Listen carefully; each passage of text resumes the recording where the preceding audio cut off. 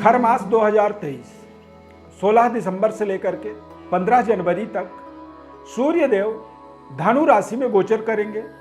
और जब सूर्य देव देवगुरु बृहस्पति की राशि में गोचर करते हैं तो ऐसे समय को खर मास माना जाता है, यानी कि ऐसे समय में कोई भी शुभ कार्य नहीं होता है, जैसे कि विवाह, द्विरागमन मुहूर्त, गृह प्रवेश और सभी प्रकार के मंगल कार्य इस समय में किसी भी तरह से संपन्न नहीं करना चाहिए।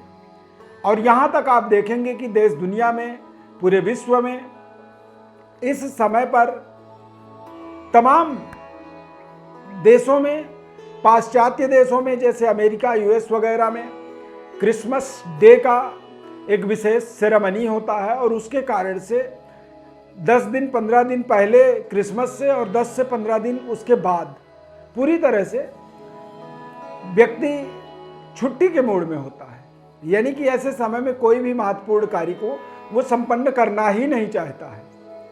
तो लॉजिकल यदि देखा जाए तो खर मास का प्रभाव संपूर्ण हिंदुस्तान के अंदर भी विशेष मान्य होता है और इसे सारा समाज मानता है। कारण इसका साफ है कि सूर्य का धनु राशि में जब गोचर होता है, इसकी पूरी विश्लेषण बताएंगे। सूर्य का धनु राशि में गोचर जब होगा तो मेष राशि से मीन राशि तक क्या प्रभाव पड़ेगा, यानी कि आप हमारे इस चार्ट पर देखेंगे, समझेंगे ग्रह स्थिति को। और अगले आने वाले समय पर चूंकि दिसंबर 16 तारीख से 15 जनवरी तक ये समय रहेगा। मैं श्री अरविंद ब्रह्म ज्ञान चैनल में आपका बहुत बहुत हार्दिक स्वागत करता हूं। नमस्कार, जय माता दी। आगामी 2024 नए साल की आपको हमारी तरफ से एडवांस में ढेर सारी शुभकामनाएं। सूर्य देव का 16 दिसंबर को धनु राशि में गोचर होगा, खर मास प्रारंभ हो जाएगा और 16 दिसंबर के बाद अगले 1 महीने तक मांगलिक कार्यों को वर्जनीय बताया गया है। 16 दिसंबर की ग्रह स्थिति देवगुरु बृहस्पति मेष राशि में गोचर करेंगे, केतु कन्या राशि में, शुक्र तुला राशि और वृश्चिक राशि में, मंगल वृश्चिक और धनु राशि में, सूर्य भी वृश्चिक धनु राशि में और बुध इसी समय के अंतर्गत जो है धनु राशि से वृश्चिक राशि में आएंगे, क्योंकि बुध वक्री होंगे। 16 दिसंबर को बुध वक्री अवस्था में गोचर कर रहे होंगे। चंद्रमा मकर राशि में रहेगा और शनि देव कुंभ राशि में गोचर करेंगे। तो आपके जीवन पर क्या प्रभाव पड़ेगा उसे ध्यानपूर्वक समझें आप। सबसे पहले बात करेंगे मेष राशि की। मेष राशि वाले जातकों के लिए सूर्य का धनु राशि में गोचर होने का मतलब होता है पंचमेश भाग्य में जाना, यानी कि आपके भाग्य के उदय का आपको अवसर मिलेगा। इस समय अवधि में सरकार के साथ आपके संबंध बेहतर होंगे। अध्यात्म तथा आत्मज्ञान दोनों ही चीज़ों का आपके जीवन में विशेष विकास होगा और संतान के भाग्य का भी विस्तार होगा। इस समय अवधि में संतान प्राप्ति का अवसर बनेगा और कुछ महत्वपूर्ण कार्यों में आपको सफलता मिलेगा, जैसे कि आप यदि प्रशासनिक पदों पर गवर्नमेंट जॉब के लिए अप्लाई कर रहे थे उसमें आपको सफलता मिल सकती है और आपके जॉब में, आपके कैरियर में शानदार विस्तार होता हुआ 16 दिसंबर से 15 जनवरी के मध्य आप देखेंगे। वृषभ राशि। वृषभ राशि वाले जातकों के लिए सूर्य का गोचर अष्टम भाव में होगा। सूर्य और चंद्रमा ये दोनों ग्रह ऐसे होते हैं, ये राजा ग्रह माने जाते हैं और इनको कोई भी 6, 8, 12 का किसी भी तरह का कोई दोष नहीं लगता है। तो अष्टम भाव में सूर्य का गोचर होगा और सूर्य का प्रभाव कहीं ना कहीं वृषभ राशि वाले जातकों के लिए थोड़े से खान पान को लेकर के, पिता के सेहत स्वास्थ्य को लेकर के आपको विशेष सावधानी रखनी चाहिए। अपने जिम्मेदारियों को सही तरीके से आपको निभाना चाहिए और आप अपनी जिम्मेदारियों को जब सही तरीके से निभाएंगे तभी आप किसी भी तरह के आकस्मिक परेशानियों से, आकस्मिक एक्टिविटीज से आपको रिलीफ मिलेगा। अचानक आपके जीवन में कुछ इस समय अवधि के अंदर कुछ बेवजह ऐसे घटनाक्रम हो सकते हैं जिनमें आपको थोड़ी सी परेशान होना पड़े, थोड़ा सा चिंता करना पड़े या फिर सरकार के द्वारा आपके प्रति कुछ ऐसे पनिशमेंट या कुछ ऐसे चालान इत्यादि ना बने। इस चीज़ का आपको विशेष ध्यान रखना चाहिए। मिथुन राशि। मिथुन राशि वाले जातकों के लिए सूर्य का गोचर व्यापारिक सफलता, कार्यक्रम आपके थोड़े से बेहतर तरीके से आप अपनी रिप्रेजेंटेशन कर पाएंगे। जॉब में आपको बेहतर परफॉर्म करने का अवसर मिलेगा। उच्च स्तरीय वर्ग के साथ आपके संबंध बेहतर होंगे। पारिवारिक जीवन आपका बेहद मधुर रहेगा। पिता पुत्र के संबंध आपके बेहतर रहेंगे इस समय अवधि के अंदर।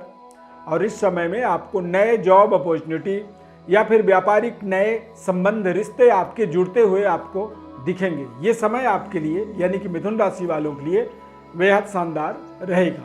कर्क राशि, कर्क राशि वाले जातकों के लिए सूर्य का गोचर षष्ठ यानी कि छठे भाव के अंदर खर मास का प्रभाव होने के कारण से और सूर्य का छठे भाव पर आने के कारण से अचानक क्रोध आपका थोड़ा सा बढ़ेगा और जल्दबाजी के कारण आपके कामों में दिक्कत आ सकती है। बातचीत की संतुलन थोड़ी सी कमजोर हो सकती है, जिसके कारण से आप आर्ग्यूमेंट के दोषी पाए जाएंगे। बेवजह आपके आर्ग्यूमेंट के कारण आपके आसपास के लोगों के साथ थोड़ी सी आपकी आपसी तालमेल का भाव होगा, अनबन होगा। और ऐसे परिस्थितियों में आप देखेंगे कि जो आपके अपने हैं वो भी आपसे शत्रुवत व्यवहार कर रहे हैं। खर्चे थोड़े से बढ़ेंगे, जिसके कारण से आपको कर्ज लेने पड़ सकते हैं। सरकार के साथ भी आपको थोड़ी सी तालमेल अपनी बनानी पड़ेगी, अन्यथा सरकार के साथ भी आपके संबंध कमजोर हो सकते हैं। पिता पुत्र के संबंधों को बेहतर बनाने का आपको सदैव प्रयास करनी चाहिए। आपसी तालमेल का विशेष आपको ध्यान रखना चाहिए ऐसे समय में। सिंह राशि, सिंह राशि वाले जातकों के लिए यह समय बेहद शानदार है। पंचम भाव में सूर्य के आगमन होने से स्वयं के आत्मज्ञान का विस्तार होना, ज्ञान का वृद्धि होना और शिक्षा एजुकेशन का के अंदर सफलता प्राप्त करना, संतान प्राप्ति और कैरियर के अंदर भी बेहद शानदार आपको इस समय अवधि के अंदर सफलता प्राप्त होगी। ये समय आपके भाग्य के उदय का समय रहेगा।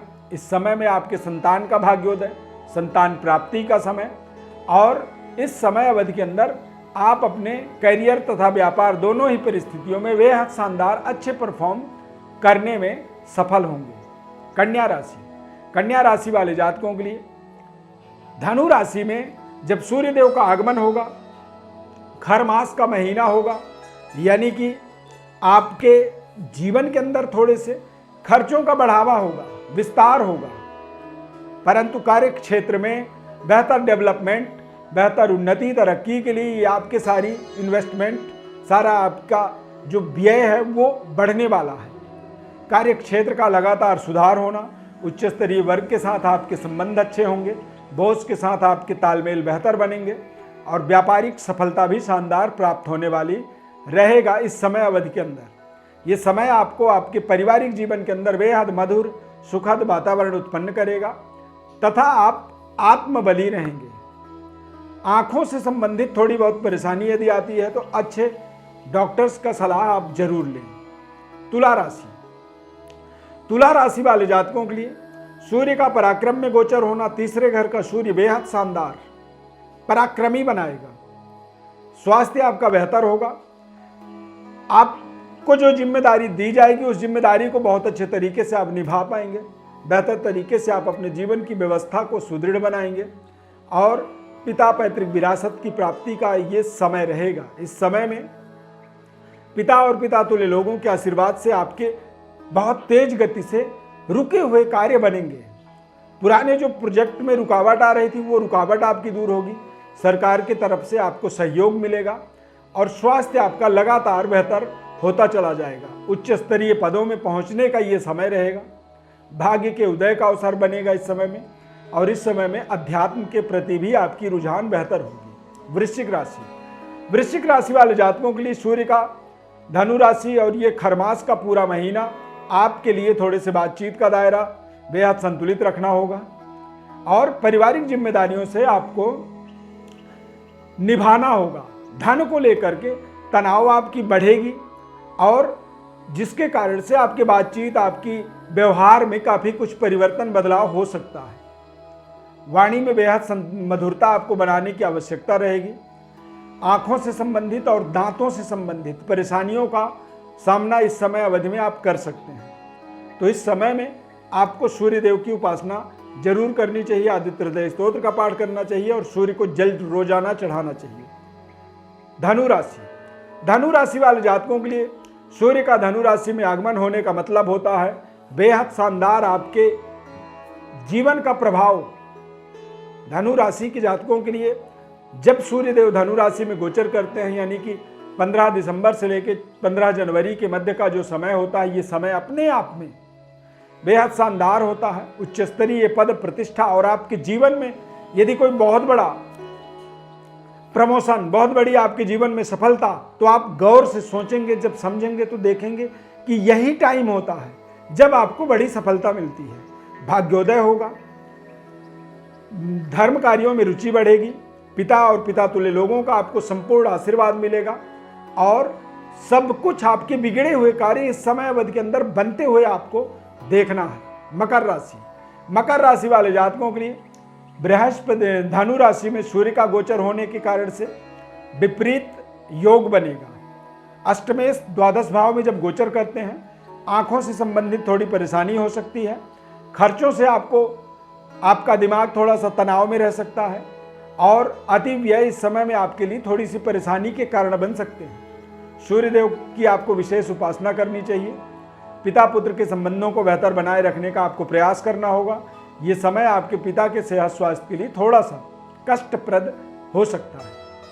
कुंभ राशि, कुंभ राशि वाले जातकों के लिए सूर्य का लाभ स्थान पर गोचर होने का मतलब होता है कि व्यापारिक सफलता, परिवार के अंदर बेहद मधुर वातावरण बनेंगे और अविवाहितों के विवाह के संबंध में या कुछ ऐसे नए रिश्ते आपके जीवन में जुड़ सकते हैं, जो रिश्ते आपके जीवन के अंदर दाम्पत्य सुख की कारण बन जाएं, यानी कि वैवाहिक जीवन के कारण बनने वाले रिश्ते यहाँ पर जुड़ सकते हैं। नए संबंध रिश्ते आपके जीवन की नई डेवलपमेंट, नई तरक्की, उन्नति का एक विस्तार आपके जीवन में करने का एक माध्यम यहाँ पर बनता हुआ आप देख सकते हैं। मीन राशि, मीन राशि वाले जातकों के लिए सूर्य का दिग्बली होना, दसम भाव में सूर्य का गोचर होना, ये खरमास मीन राशि वाले जातकों के लिए बेहद शानदार लाभदायक, कार्यक्षेत्र और व्यापार के अंदर बेहद शानदार तरीके से डेवलपमेंट, उन्नति, तरक्की, पिता और पैतृक विरासत की प्राप्ति।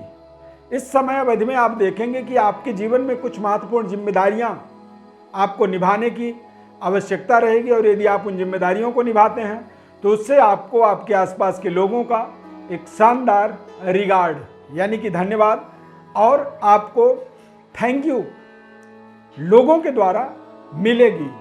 और कई बार जब हमें धन्यवाद मिलता है तो उससे मन में, आत्मा में एक प्रसन्नता होती है और आत्मबली व्यक्ति होता है और जितना ज़्यादा आत्मबली होता है उतनी ही ज़्यादा वो अपने जीवन में और बेहतर तरीके से अपने जीवन की डेवलपमेंट को वो करने में सफल हो जाता है। प्रिय दर्शकों, ज्योतिष परामर्श को बड़े बारीकी से आप समझना चाहते हैं, आने वाले 2024 पूरे वर्ष की वार्षिक फल को समझना चाहते हैं तो चैनल को अभी जरूर सब्सक्राइब कर लें और अपने वर्ष फल को विस्तार पूर्वक देखें, समझें। यदि आप अपने बारे में कुछ जानना चाहते हैं, समझना चाहते हैं निःशुल्क रूप से, तो हमारे व्हाट्सएप पर आप अपनी बर्थ डिटेल लिख करके भेजें। संपूर्ण जन्म कुंडली का विश्लेषण आपको निःशुल्क रूप से बताएंगे। 2024 वार्षिक राशि फल, वर्ष फल इत्यादि भी आपको साथ में हमारे द्वारा बताया जाएगा। हमारे इस खास कार्यक्रम को आप पसंद करते हैं, देखते हैं, सब्सक्राइब जरूर कर लीजिए और लाइक जरूर कर दें। यदि कार्यक्रम हमारा अच्छा लगा तो कमेंट में जय सूर्यदेव आप अवश्य लिखें। इस खास कार्यक्रम में जुड़ने के लिए बहुत बहुत धन्यवाद। जय माता दी।